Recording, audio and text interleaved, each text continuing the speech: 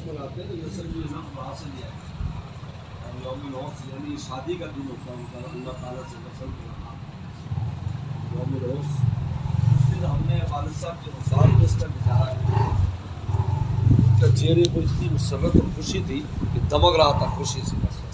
تو حضرت نے پوچھ لیا نظامی صاحب رحمۃ اللہ علیہ نے کہ حضرت آپ ایک طرف ڈاکٹروں کی بتا رہے ہیں بھائی چل چلاؤ کا وقت ہے، اور آپ بھی فرما رہے ہیں ٹھہر جاؤ، تو چہرے پہ اتنی مسرت کیوں ہے آپ کو؟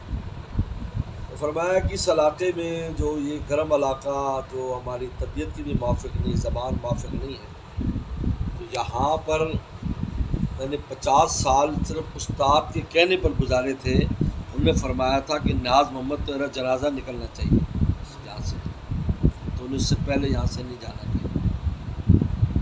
تو کہا کہ آج میں اس بات پر خوش جا رہا ہوں کہ استاد کے حکم پر میں نے وہ وقت یہاں پورا کیا، جن بھی حالات میں میں اپنے استاد کے سامنے شرمندہ نہیں ہوں آخرت میں۔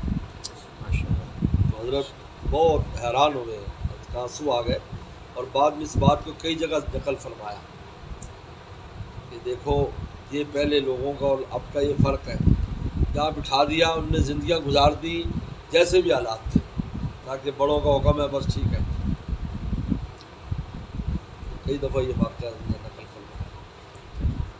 پھر حضرت نے جنازہ بھی حضرت نے پڑھایا، تدفین میں بھی شریک رہے، اور بڑی اچھی مبشرات تھی، اور بہت فرمایا کہ اس علاقے میں اللہ نے مقام قطبیت دیا تھا۔ یہ حضرت جان صاحب کا الفاظ ہے، مقام قطبیت اس علاقے میں ان کے پاس تھا، ولایت کے اعتبار سے بھی، اور عالم تو ویسے ہی بہت بڑے تھے، ماشاءاللہ دیوبند سے پڑھے ہوئے، حضرت مدنی کے شاگرد تھے، اور تبلیغ میں بھی پہلے امیر وہ تھے۔ یعنی جتنی بھی لائنیں یہاں پر دینی ہیں، مدارس ہوں، مساجد ہوں، تبلیغ ہوں، ان سب کے بانی مبانی انہی کی ذات تھی، سب انہی کے پاس ہیں۔ آج بھی الحمدللہ جماعت کے حضرات ہیں یا اکابر ہیں، وہ ہر مشورے میں ہمیں ساتھ رکھتے ہیں، کیونکہ والد صاحب رحمۃ اللہ علیہ یہاں کے بڑے تھے، اجتماع ہو یا کچھ ہو تو بہت آپس میں رابطہ اور محبت ہے، اللہ کا شکر ہے۔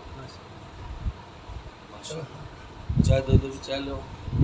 بل کا عرصہ جو ہے 100 سال میں رہتا ہے، بہت دور تک جاتا ہے، ہمیشہ کے لیے رہتا ہے، 100 سال تک چلا۔